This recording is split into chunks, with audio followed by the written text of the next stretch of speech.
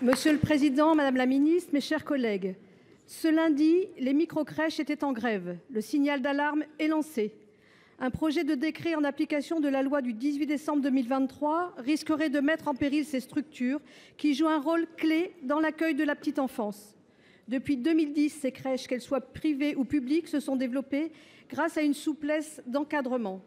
Elles ont en partie comblé un manque, notamment en milieu rural, où l'offre d'accueil de la petite enfance reste insatisfaisante. Rappelons qu'un enfant sur 3 vit dans une commune rurale. Aujourd'hui, les microcrèches représentent 13% de l'offre totale. Elles apportent un soutien essentiel. Leur succès est indéniable, mais leur avenir semble menacé. En imposant des contraintes trop abruptes, ce décret risquerait de provoquer une vague de fermetures. Sachant qu'il manque déjà 10 000 professionnels dans le secteur de la petite enfance, peut-on vraiment se permettre de perdre un grand nombre de places d'accueil d'ici en 2026 ? Soyons clairs, il ne s'agit pas de remettre en cause l'alignement des exigences de diplôme.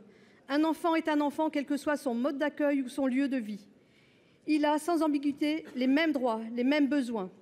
Il est alors légitime de vouloir harmoniser les conditions d'encadrement, mais encore faut-il donner du temps aux professionnels pour s'adapter. À ce titre, quelles sont les possibilités de validation des acquis par l'expérience afin d'obtenir le niveau requis par le décret ? Quel est le calendrier envisagé ? Tout cela aura mécaniquement un impact sur les financements, mais aussi sur les coûts pour les familles. Qu'en sera-t-il ? Madame la Ministre, les inquiétudes sont vives pour les professionnels comme pour les familles et les élus. Les interrogations comme les interprétations sont nombreuses. Aussi, pouvez-vous nous apporter des éléments de clarification ? Je vous remercie.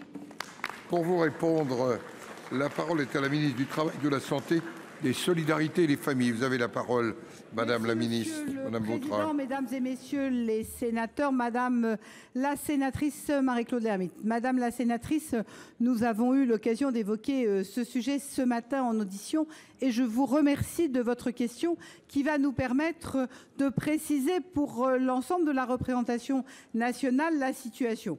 Parce que, vous le savez, les modes de garde sont pluriels aujourd'hui dans notre pays et les crèches de petite taille doivent répondre à des obligations en matière de qualification pour celles et ceux qui s'occupent des tout-petits. Puisque, par définition, nous n'avons rien de plus précieux à confier que nos enfants. Parallèlement à ça, je voudrais évidemment rendre hommage à l'ensemble des personnels qui s'occupent au quotidien des enfants.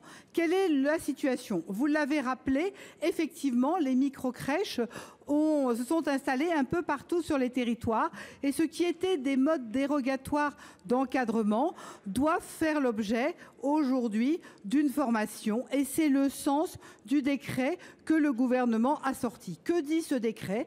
Ce décret propose en fait une obligation de formation pour les nouveaux recrutements. J'insiste, pour les nouveaux recrutements à partir du 1er septembre 2026. Pourquoi est-ce que j'insiste sur ces deux éléments ? Parce que cela veut bien dire que, 1, il n'y a pas de licenciement, contrairement à ce qu'on a pu lire dans les microcrèches, et que 2, nous sommes le 5 février et nous parlons du 1er septembre 26. Donc le moins que nous en puissions dire, c'est qu'il y a un temps important pour les recrutements à venir. Et donc je crois qu'il est important de rassurer les parents comme les élus. Pour les parents, nous faisons tout pour que vos enfants soient accueillis dans les meilleures conditions. La meilleure preuve, c'est que l'État accompagne avec bien évidemment les compléments mode de garde et que d'autre part, il y a des crédits d'impôt pour les entreprises qui réservent des berceaux dans les crèches. Que d'autre part, vis-à-vis des élus, il n'y a pas de précipitation. Il y a 18 mois avant les nouveaux recrutements qui devront effectivement répondre à des obligations de formation. Voilà notre lecture. Quel que soit le mode de garde, ce qui est important, c'est la qualité qui est offerte pour chacune et chacun des enfants.